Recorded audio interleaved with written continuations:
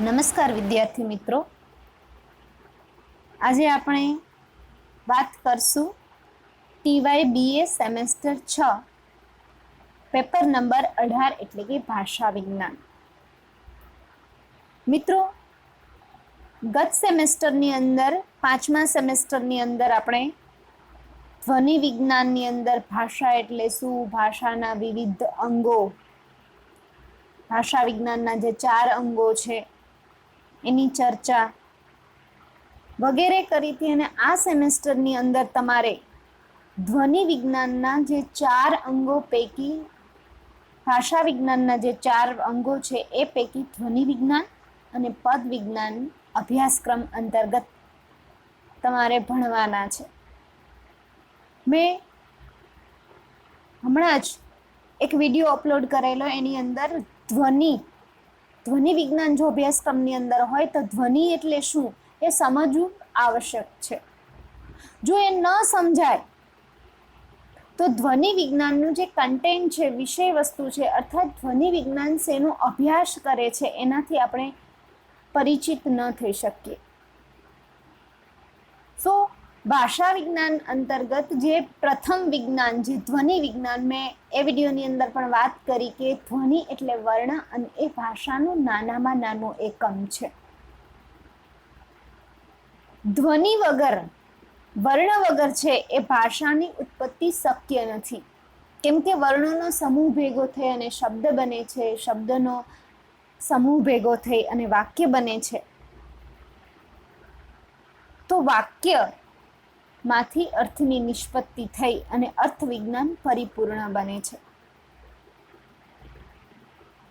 તો મિત્રો, તમે ત્યાં ધ્વનિની વ્યાખ્યામાં સર્વસામાન્ય વ્યાખ્યા એ જોઈ કે મનુષ્યના મુખ વિવરમાંથી ઉચ્ચરિત જે સાર્થ અવાજ છે એને ધ્વનિ કહેવાય, અને ધ્વનિ છે એના લેખિત રૂપને વર્ણ કહેવાય.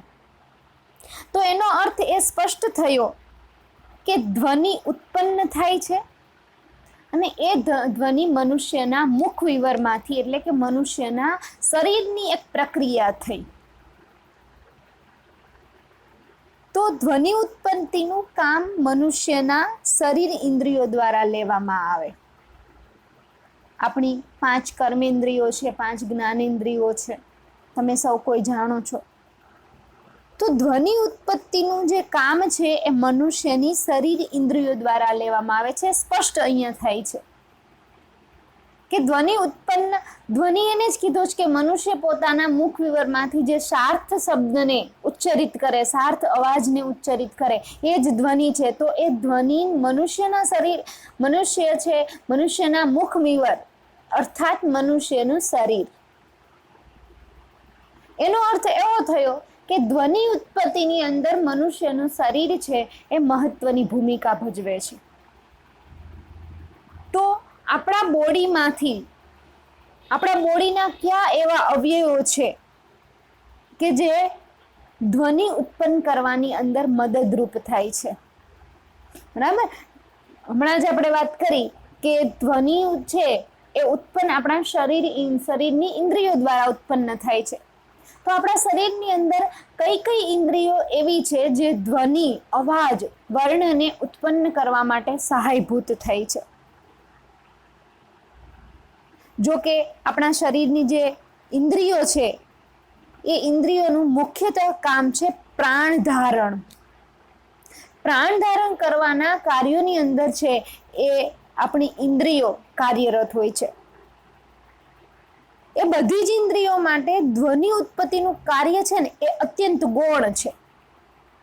પરંતુ એમાંથી એક તંત્ર એવું છે જેનું મુખ્ય કાર્ય એ છે માત્ર ને માત્ર ધ્વનિ ઉત્પન્ન કરવું, અને એ છે આપણું સ્વરયંત્ર. આપણા બોડીની અંદર આપણું સ્વરયંત્ર ક્યાં છે એ તમે સૌ કોઈ જાણો છો. આપણું સ્વરયંત્ર માત્ર ને માત્ર અવાજ, ધ્વનિને ઉત્પન્ન કરવા માટે જ સર્જાયેલું છે. શરીરના વિવિધ કાર્યો છે, જેમ કે રુધિરાભિષણ, શ્વસન, પચનતંત્ર, ઉત્સર્ગ, અસ્થિ, જ્ઞાન, પુનરુત્પત્તિ, આ બધા એકબીજાને પરસ્પર સહાયરૂપ થઈને કાર્ય કરે. એમાંથી જે શ્વસન તંત્રના અવયવો છે અને ગૌણ રીતે પાચન તંત્રના અવયવો તેમજ ઉચ્છ્વાસ બહાર કાઢીને ઉત્સર્ગ તંત્રનું પણ કામ કરતા સ્વતંત્રના અવયવો અને ફેફસા, આ બધી વસ્તુઓ ધ્વનિ તંત્રના ધ્વનિને ઉત્પન્ન કરવા માટે સહાયરૂપ બને છે. એટલે ધ્વનિ તંત્રના અવયવોની અંદર શ્વસન તંત્ર વગેરેનો સમાવેશ કરી શકાય.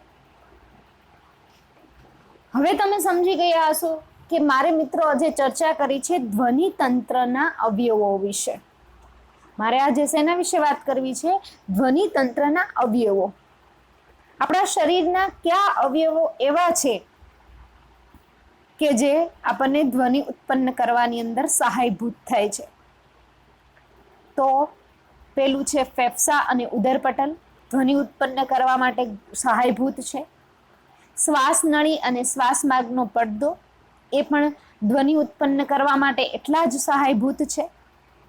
ગળું કે ગ્રસનિકા, સ્વરયંત્ર જેનું મુખ્ય કાર્ય ધ્વનિ ઉત્પન્ન કરવાનું છે, અને સ્વરતંતુઓ. આ સ્વરતંતુની જુદી જુદી અવસ્થાઓને કારણે જ લોકોના અવાજ, કોઈનો તીખો છે, કોઈનો તીણો છે, કોઈનો ઘોઘરો અવાજ છે, કોઈનો મીઠો અવાજ છે, એ આપણા સ્વરતંતુઓના આધારે નર જાતિ અને નારી જાતિની અવાજ છે એ નક્કી થતા હોય છે. આપણું મુખ વિવર અને નાસિકા વિવર. તો હવે આપણે ક્રમશઃ જોઈએ કે ફેફસા અને ઉદરપટલ વગેરે કઈ રીતે આપણને ધ્વનિ તંત્રના અવયવો અથવા તો ધ્વનિ ઉત્પન્ન કરવામાં મદદરૂપ થાય છે. મિત્રો, અહીંયા તમારી સમક્ષ જે આકૃતિ છે એ ધ્વનિ તંત્રના અવયવો છે. આટલા અવયવો છે એ ધ્વનિ ઉત્પન્ન કરવાની અંદર મદદરૂપ થાય છે.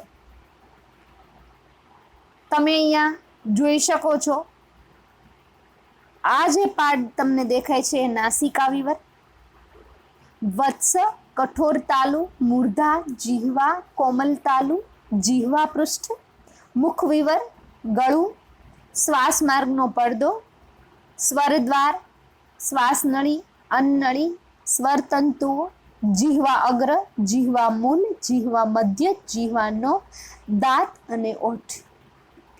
આ ધ્વનિ ઉત્પન્ન કરવા આપણું આ મુખ વિવર છે આખું. આ ધ્વનિ ઉત્પન્ન કરવાની અંદર આટલા અવયવો છે એ મહત્વની ભૂમિકા ભજવે છે. કઈ રીતે એ સમજાવવું, આ ઇમેજને આપણે છેલ્લે ફરીથી સમજશું. અત્યારે માત્ર તમારા જાણ માટે કે આટલા અવયવો છે એ ધ્વનિ તંત્રને ઉત્પન્ન કરવા માટે, ધ્વનિઓ ઉત્પન્ન કરવા માટે સહાયભૂત થાય છે. આ ઇમેજને આપણે ફરીથી છેલ્લે સમજશું, કેમ કે આખો વિડીયો જોવાઈ ગયા પછી છેલ્લે આ ઇમેજ તમને દૃષ્ટિગત થશે. તમે આ ઇમેજને સરળતાથી સમજી શકશો.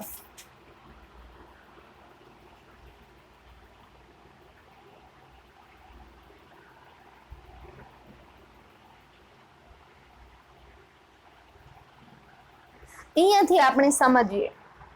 પહેલી વાત કરી હતી ફેફસા અને ઉદરપટલ. મિત્રો, તમારી સામે જે ચિત્ર છે એ ફેફસા અને આપણા ઉદરપટલનું છે. તમે જોઈ શકો છો કે આપણા છાતીના બંને ભાગને ફેફસા હોય છે. આપણા છાતીના બંને ભાગની અંદર જમણું ફેફસું, ડાબું ફેફસું. આપણા મુખના કપાળનું હાડકું જે નાકથી ઉપર જે પોલાણવાળો ભાગ છે ત્યાંથી લઈને કપાળનું હાડકાનું પોલાણ છે, પછી નાક છે, પછી તરત જ ગળું છે, ગળા પછી નીચે શ્વાસ માર્ગનો પડદો છે, એની નીચે સ્વરયંત્ર જ્યાં જે મુખ્ય ભૂમિકા ભજવે છે ધ્વનિ ઉત્પન્ન માટે, એના નીચે અન્નનલિકા છે, અને ત્યાંથી આપણે નીચે આપણા ગળાને જો વ્યવસ્થિત દબાવશું તો આપણને સમજાશે કે એ શ્વાસ નલિકા છે. આ ચિત્ર છે એ ચિત્ર ફેફસા અને ઉદરપટલનું છે. મિત્રો, ફેફસા અને ઉદરપટલ ધ્વનિ ઉત્પન્ન કરવામાં ખૂબ જ મહત્વની ભૂમિકા ભજવે છે. હૃદયની બંને બાજુ વક્ષસ્થળના પોલાણ છે એની અંદર ફેફસા આવેલા છે.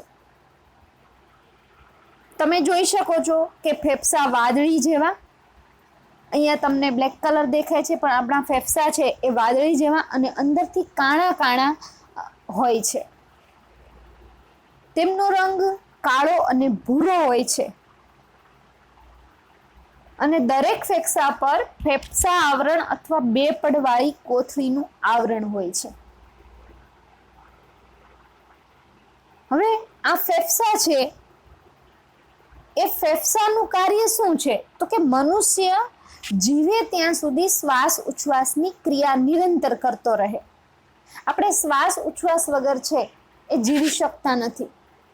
ઊંઘમાં આપણી બધી ક્રિયાઓ બંધ થઈ જાય છે, પરંતુ આપણી ઉચ્છ્વાસની શ્વાસોશ્વાસની જે ક્રિયા છે એ ક્યારેય બંધ નથી થતી. જો એ શ્વાસોશ્વાસની ક્રિયા બંધ થાય તો એને આપણે મૃત્યુ પામ્યા કહેવાય.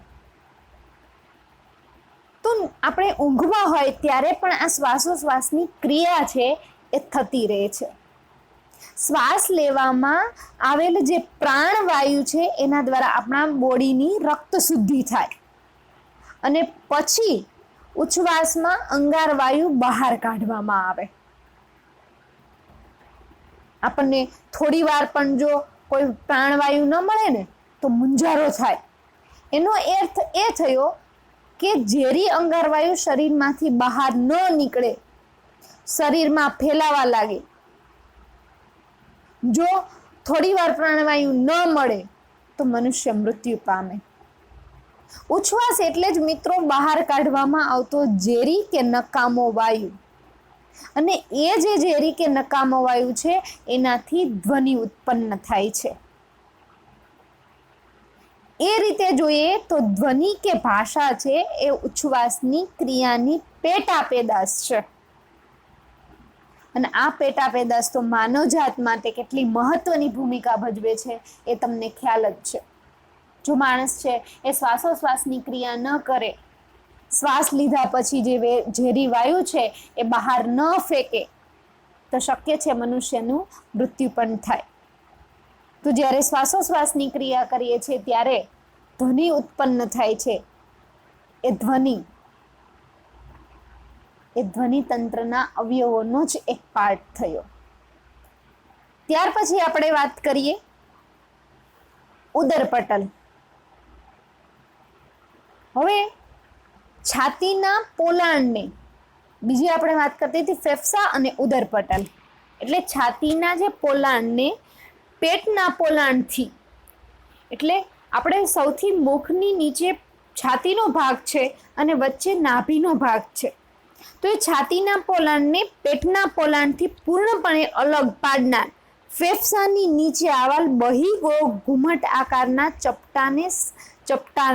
ચપટા સ્નાયુ જે છે એને ઉદરપટલ કહે છે. આ સ્નાયુ ઉપરની બાજુએ ઘુમટ આકારનો હોવાથી તેની કોર બધી તરફથી પાસળીઓ સાથે જોડાયેલી હોય. અહીંયા પાસળીઓની સ્થિતિ, આપણા બોડીના પાસળીની જે સ્થિતિ છે એ તમે આ ચિત્રની અંદર જોઈ શકો છો. હવે આ પાસળીઓની વચ્ચે બહારની બાજુએ સ્નાયુઓનું આકુંચન થાય કે ઘુમટ જેવો ભાગ નીચે ખેંચાય ત્યારે છાતી છે એનું પોલાણ પાછળથી, આગળથી અને બંને પડખા બાજુએ એમ ત્રણેય બાજુ વધે. એટલે જો અહીંયા તમને 3 સ્થિતિ દેખાડવામાં છે, નંબર 1, નંબર 2, નંબર 3 અને નંબર 4, જેનાથી ફેફસામાં બહારની હવા છે ને એ દાખલ થાય આપણા ફેફસાની અંદર. હવે હવા દાખલ અંદર થઈ એનો મતલબ એમ થયો કે ફેફસા છે એ ફૂલાય છે. એટલે કે શ્વાસ જ્યારે આપણે લઈએ છીએ ત્યારે ફેફસા ફૂલાય અને શ્વાસ જ્યારે આપણે બહાર ફેંકવાની ક્રિયા કરીએ છીએ ત્યારે ઉદરપટલ છે એ ઢીલો થઈ પોતાનો મૂળ ઘુમ્મટ જેવો આકાર ધારણ કરી લે અને આથી છે એ છાતીનું પોલાણ છે એ બધી બાજુથી સંકોચાઈ જાય અને તેથી હવા ફેફસામાંથી હવા શું થાય, બહાર ફેંકાય. તો આના કારણે આજે ફેફસાની અંદર હવા ભરવી, ફેફસાની અંદરથી બહાર કાઢવી, એના માટે જે છે ફેફસાથી નીચેનો જે ભાગ છે, ઘુમ્મટ આકાર જેવો આપણો જે ભાગ છે, એ ભાગની અંદર વિવિધ આપણી જે પાસળીઓ છે એની અંદર વિવિધ પ્રક્રિયાઓ થાય છે અને એ ઉદરપટલ જે આપણું છે એમાં હવાનું જે ફેફસાની અંદર હવા ભરી અને બહાર કાઢીએ અને એ દબાણ છે એ સીધું ઉદરપટલ ઉપર પડે. એટલે ઓછા વધતા દબાણને કારણે છે એ અલ્પપ્રાણ અને મહાપ્રાણ ધ્વનિઓનું ઉચ્ચારણ થાય છે. તમે અલ્પપ્રાણ અથવા મહાપ્રાણ ધ્વનિઓનું ઉચ્ચારણ કરો ત્યારે જોઈ શકશો કે આપણું ઉદરપટલ છે ત્યાં તમને કંઈક પ્રક્રિયા થતી હોય એવું મહેસૂસ થશે. આ વાત થઈ ઉદરપટલની. હવે આપણે વાત કરવાના છીએ શ્વાસ નળી. મિત્રો, અહીંયા જે તમને ચિત્ર દેખાય છે એ ચિત્ર સ્વરયંત્ર, જે મેં હમણાં જ કહ્યું કે સ્વરયંત્ર છે એ મુખ્ય ભૂમિકા ભજવે છે. શેની? તો કે ધ્વનિઓને ઉત્પન્ન કરવાની. સ્વરયંત્ર અને શ્વાસ નળી છે આ એનું ચિત્ર છે. હવે અહીંયા તમે જોઈ શકો છો કે આ જે ભાગ દેખાય છે તમને, એની અંદર વચ્ચે સી આકારની ગોળ કુર્ચાઓ છે એ શ્વાસ નલિકા છે. ત્યાર પછી નીચે આ બે ફાટા પડે છે એ શ્વાસ વાહિનીઓ છે અને ઉપર તમે જોઈ શકો છો કે જીહવાસ્થિ, શ્વાસ માર્ગનો પડદો અને થાઇરોઇડ કુર્ચો. આપણે થાઇરોઇડ થાય એટલે ગળામાં પ્રોબ્લેમ થાય છે ને, આ થાઇરોઇડ કુર્ચો તમે અહીંયા જોઈ શકો છો. તો આ શ્વાસ નળી કઈ રીતે છે એ ધ્વનિ ઉત્પત્તિમાં મદદરૂપ થાય? તો સ્વરયંત્ર, આપણું જે સ્વરયંત્ર છે, સ્વરયંત્રના નીચેના ભાગમાંથી નીકળી અન્નનળીની આગળ બહાર નીચે તરફથી તે છાતીમાં ઉતરેલી છે. એટલે જો અહીંયા તમને બે દેખાય છે, બે શ્વાસ વાહિનીઓ, એ સૌથી પહેલા સ્વરયંત્ર છે એના નીચેના ભાગમાંથી નીકળી જાય, ત્યાર પછી અન્નનળી છે, સ્વરયંત્ર પછી છે આપણી અન્નનળી, એને પણ એ ક્રોસ કરી આગળ તરફથી છાતીના બંને ભાગની અંદર ઉતરી જાય. ત્યાં તેના બે ફાટા પડે છે. ત્યાં પણ તમે જોઈ શકો કે બે બાજુ ઉતરી ગયા પછી પણ અહીંયા તમે જોઈ શકો છો કે આ બંને બાજુ ઉતરી ગયા પછી પણ અહીંયા બે બે ફાટા પડેલા છે અને એક એક ફેફસામાં એ બંને જાય છે. આ શ્વાસ નળી છે એ ગળાના આગળના ભાગમાં હોય. આ શ્વાસ નળી છે, આપણું ગળું છે એના કયા ભાગમાં હોય છે? આગળના ભાગમાં.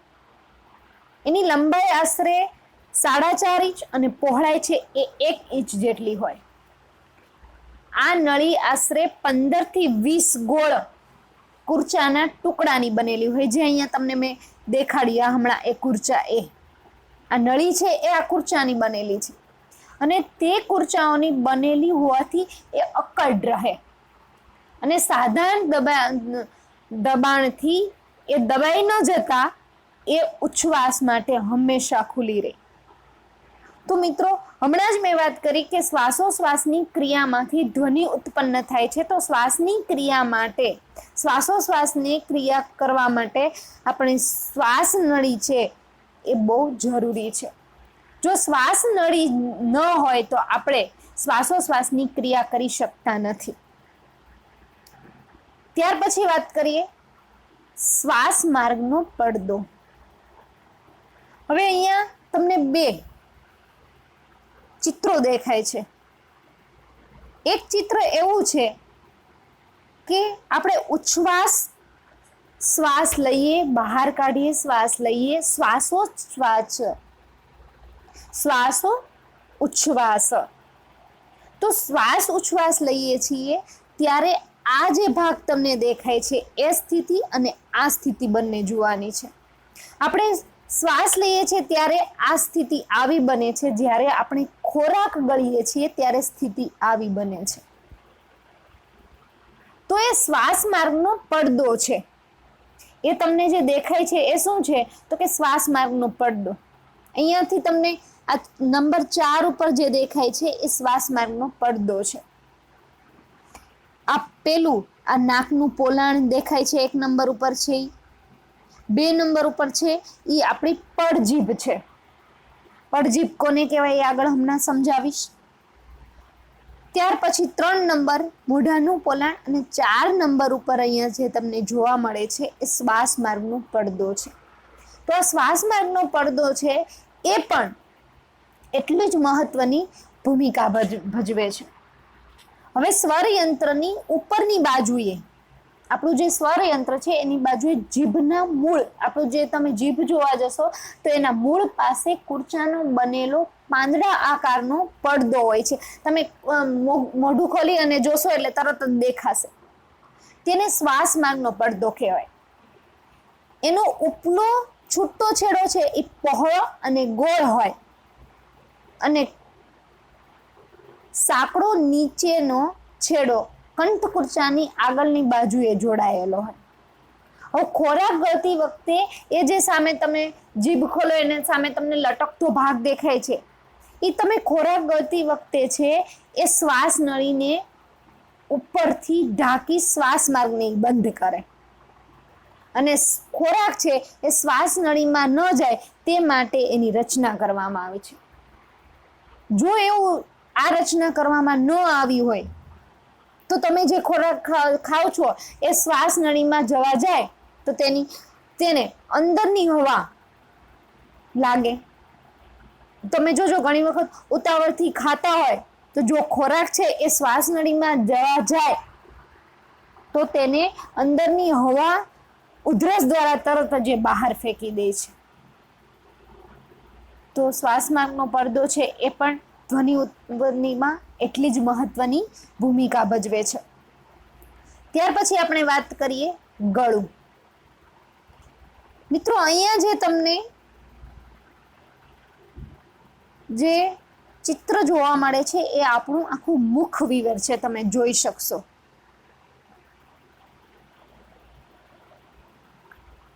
આ જે ભાગ દેખાય છે એ આપણા દંત છે. આ જે ભાગ છે એ જીભ છે.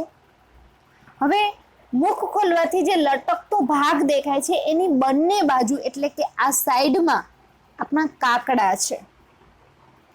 હવે એ લટકતો ભાગ છે ત્યાંથી તરત જ જે શરૂ થાય છે આ ભાગ એને ગળું કહેવાય અને જે લટકતો ભાગ છે એને આપણે કહીએ છીએ પડજીભ. એને શું કહેવાય છે? પડજીભ. જે પડજીભ છે એ શ્વાસ ખોરાક લેતી વખતે છે એ શ્વાસ નળીની અંદર ન જાય એ માટેની ક્રિયાઓ થાય છે. આપણે હમણાં આગળના ટોપિકમાં જોયું. હવે તમે જે પડજીભ જોવો છો એની બાજુમાં જે ભાગ છે એ કોમળ તાલુ છે અને એનાથી ઉપર જતા તરત જ જે આવે એને આપણે તાળવું કહીએ છીએ. અને મુખની અંદર જે તમને દાંતથી ઉપરનો ભાગ દેખાય છે, બરાબર, દાંતથી ઉપરનો કરકરિયા ઉપરનો જે ભાગ છે એ તાલુ છે અને ઉપર વચ્ચેનો જે ભાગ છે એ મૂર્ધા છે. તમને લીસો જે ભાગ દેખાય છે એ મૂર્ધા છે. તો આ મુખવિવર છે એ ધ્વનિ ઉત્પન્ન કરવા માટે ખૂબ જ અગત્યની ભૂમિકા ભજવે છે. એમાં ખાસ કરીને આપણે જે વાત કરવાની છે પડજીભથી પછી તરત જ જે ભાગ શરૂ થાય છે ગળું. એ ગળુંની આપણે અત્યારે આપણે એમ કહીએ ને મને ગળામાં દુખે છે એ ગળાની ચર્ચા આપણે અહીંયા કરવાની છે. જો આ ભાગ છે એ ગળાનો ભાગ છે. હવે મોઢું આપણું અને નાકની પાછળ આપણું આ જે મુખ દેખાય છે એ અને આ નાક એની પાછળ છે એ ગળું હોય આપણું. કહેવાય છે મિત્રો કે એની લંબાઈ આશરે 4.5 ઇંચ છે પરંતુ તેની પહોળાઈ છે એ જુદી જુદી જગ્યાએ ઓછી વધતી હોય છે. હવે ગળું છે એ નીચેની બાજુએ શ્વાસ નળી સાથે અને તેની પાછળ આવેલી અન્ન નળી સાથે જોયેલું છે. જોડાયેલું છે. હવે દર્પણમાં મોઢું ખોલીને આપણે જોવાથી ગળાની પાછલી દિવાલ એટલે પડજીભ પછી આપણને ચામડી જેવું દેખાય છે. એ પાછલી દિવાલ દેખાય અને તે ધ્વનિના ઉચ્ચારણમાં ખાસ મહત્વની નથી તેવું પહેલા માનવામાં આવતું હતું, પરંતુ હવે એવું માનવામાં આવે છે કે તે ગળાના કારણે જ વિવિધ આકાર ગ્રહણ કરે છે ધ્વનિ. તેથી સ્વરોના ઉચ્ચારણમાં ખાસ કરીને તેના તાનમાં ફેરફાર થાય છે. તીણો અવાજ, જાડો અવાજ વગેરે થતું હોય તો એના જે સૂર હોય એ સૂરની અંદર ગળાના કારણે ફેરફાર થતું હોય છે. ત્યાર પછી આપણે વાત કરીએ મિત્રો સ્વર યંત્રની. તમારી સમક્ષ આ ગળા પછીનો ભાગ જે છે એનું અહીંયા ચિત્ર છે. હવે આપણું ગળું આખું છે આપણું સ્વર યંત્ર. તમે અહીંયા જોશો તો ગળાની નીચે જે આમ અડશો તો જે જાડા આકારનું દેખાય છે એ સ્વર યંત્ર છે. અને એ આપણા સ્વર યંત્રનું મુખ્ય કાર્ય છે આપણા ધ્વનિઓને ઉત્પન્ન કરવું. આપણું જીભ છે એની મૂળ પાસે અને શ્વાસ નળીની ઉપર આપણો જીભ છે એનો મૂળ જ્યાં છે ત્યાંથી તરત જ સ્વર યંત્ર શરૂ થાય. તો શ્વાસની એની ઉપરની બાજુએ આવેલ આ જે ત્રિકોણ આકારનો પોલાણ છે એ ગળાના નીચલા ભાગની અંદર આવેલું છે અને તેનાથી જ ધ્વનિ ઉત્પન્ન થાય છે. આપણા ગરદનના ઉપલા અને આગલા ભાગમાં તેનો ઉપસેલો ભાગ આપણને જો અહીંયા ગરદન આપણે સીધી કરીને બેસશું તો આપણને સમજાશે કે અહીંયા ઉપસેલો જે ભાગ છે એ જ આપણું સ્વર યંત્ર છે. તે કુલ 4 ખુરચાઓની બનેલી એક ત્રિકોણાકાર પાલી પેટી છે જે તમે ચિત્રમાં અત્યારે અહીંયા જોઈ શકો છો. મિત્રો આ સ્વર પેટી છે એ સ્વર પેટીમાંથી મુખ્ય ધ્વનિઓ ઉત્પન્ન થતા હોય છે.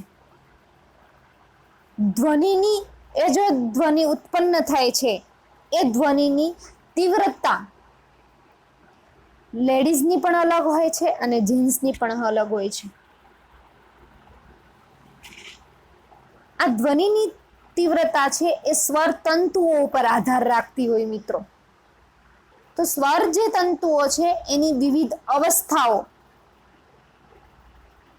પણ જોવા મળે છે અને એ વિવિધ અવસ્થાઓને કારણે જ ધ્વનિઓનું ઉચ્ચારણ છે એ થતું હોય છે. ત્યાર પછી આપણે વાત કરીએ મિત્રો મુખ વિવરની.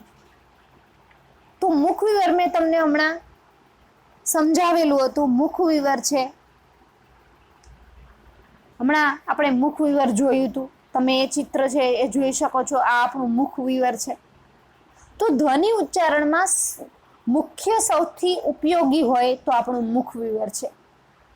તેને માત્ર મુખ ન કહેતા મુખ વિવર કહેવું વધારે યોગ્ય છે, કેમ કે પડજીભ અથવા તો જે પડજીભ તમને અહીંયા દેખાય છે આ પડજીભ છે એ પડજીભ અથવા અલીજીવાથી માંડીને હોઠ સુધી ના મુખમાંના ખાલી જે ભાગ છે આખો એટલે પડજીભથી માંડીને આપણે અહીંયા હોઠ સુધી આવતા મુખની અંદર જે કાંઈ અવયવો મહેસૂસ કરીએ એ બધાને મુખ વિવર કહે છે. અને આ બધા જ અવયવો છે એ નીર અનુનાસિક ધ્વનિઓનું ઉચ્ચારણ કરે છે. એટલે જો કેટલાક ઉચ્ચારણો એવા છે કે જે કંઠથી થાય છે, કેટલાક એવા છે કે જે તાલુથી થાય છે. હવે આ મુખ વિવરમાં ઉપર ગોળાકાર છત અને નીચે જીભ છે. આપણે જીભની ઉપર ટચ કરશો એટલે તમને ગોળાકાર છત દેખાશે, લીસો લીસો ભાગ દેખાય. એ છત છે એ પડજીભથી દાંત સુધી ફેલાયેલી છે. એટલે તમે જો દાંતથી માંડીને પડજીભ સુધી જશો ને તો એ છત છે એ જોવા મળે છે. એ છતને તે તાલુ છે. સામે દેખાય છે એ પડજીભ છે. દાંતની ઉપરનો જે ભાગ છે કરકરીઓ એનાથી ઉપર એ મૂર્ધા છે. દાંત છે ઓષ્ઠ્ય છે. તો આપણા કેટલાક વર્ણો એવા છે પ ફ બ ભ મ તો એ ઓષ્ઠ્ય વર્ણો છે. ત થ દ ધ ન તો એ દંત્ય વર્ણો છે. ટ ઠ ડ ઢણ તો એ મૂર્ધા છે. ચ છ ઝ ઝ ય સોરી ટ ઠ ડ ઢણ તાલુ છે. ચ છ ઝ ઝ ય મૂર્ધા છે. અ આ એ કંઠ્ય વર્ણો છે. કેટલાક એવા છે કે દંતોષ્ઠ્ય વર્ણો છે, જેમ કે વ. તો આ બધા વર્ણો છે ધ્વનિઓને ઉત્પન્ન કરવાની અંદર આ મુખ વિવર છે એ મહત્વની ભૂમિકા ભજવે છે. આપણી જે અહીંયા તમે જોઈ શકશો મિત્રો કે આ ચિત્રની અંદર આપણું જે મુખ છે એમાં લટકતો ભાગ છે પડજી. ત્યાર પછીનો તરત જે ભાગ આવે એ કોમલ તાલુ છે. ત્યાર પછી આવે એ મૂર્ધા છે. ત્યાર પછી છે કઠોર તાલુ. ત્યાર પછી વત્સ, જે કરકરિયાવાળો ભાગ છે એને વત્સ કહેવામાં આવશે. અને ત્યાર પછી છે દાંત. તો આ જે ભૂમિકા છે અહીંયા તમને જે ડિસ્પ્લે ઉપર દેખાય છે એ મુખ વિવર છે. એ મુખ વિવરની ખૂબ જ અગત્યની ભૂમિકા છે આપણા ધ્વનિઓને ઉત્પન્ન કરવામાં. ત્યાર પછી હજી એક આવશે નાસિકા વિવર. હવે નાસિકા પડજીભની ઉપર, બરાબર, એટલે જે તમને લટકતો એવો પિંડ દેખાય છે એની ઉપર નાક સુધી જતા શ્વાસ માર્ગના ખાલી જે સ્થાન છે એને નાસિકા વિવર કહેવાય. આ સ્થાન આગળ જતા બે ભાગમાં વહેંચાય અને બે નસકોરા રૂપે આપણે બહાર જે જોઈએ છીએ, એટલે માત્ર આપણે બહાર જોઈએ ના એ જ નાક નથી, પણ નાકની અંદર અહીંયા જતા પડજીભ સુધીનો જે ખાલી ભાગ છે એ આખો નાસિકા વિવર છે. કોમલ તાલુ અને પડજીભને ઉપર નીચે કરવાથી તેને પૂર્ણતઃ કે અંશતઃ ખોલી કે બંધ કરી શકાય. હવે નાસિકાની મદદથી પણ આપણે ઘણા વર્ણનું ઉચ્ચારણ કરતા હોઈએ છીએ, જેમ કે યમંગળનમ. હવે આ આકૃતિને જોશો તો તમને ખ્યાલ આવશે કે આ આકૃતિની અંદરથી એક પણ વસ્તુ એવી નથી જે ધ્વનિ ઉચ્ચારણ કરવાની અંદર મહત્વની ભૂમિકા ન ભજવતી હોય.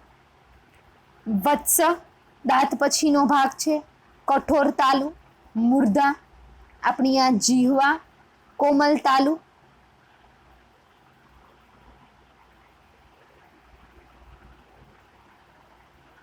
કોમલ તાલુ છે, આ જીહવા પૃષ્ઠ છે, આ મુખ વિવર આપણું અહીંયા જે આખું દેખાડ્યું છે, આ વોટ છે, આ દાંત છે, જીહવા નોક. જે આપણી જીહવા છે એને 4 ભાગની અંદર વિભાજિત કરી દીધી છે: જીહવા અગ્ર, જીહવા મૂલ, જીહવા મધ્ય અને જીહવા નોક.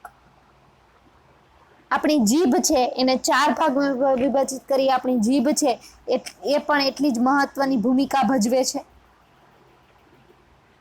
પછી મુખ વિવર, આ આખું આપણું મુખ વિવર છે એ શ્વાસ માર્ગનો પડદો, સ્વર દ્વાર, શ્વાસ નળી, અન્નળી અને સ્વરયંત્ર.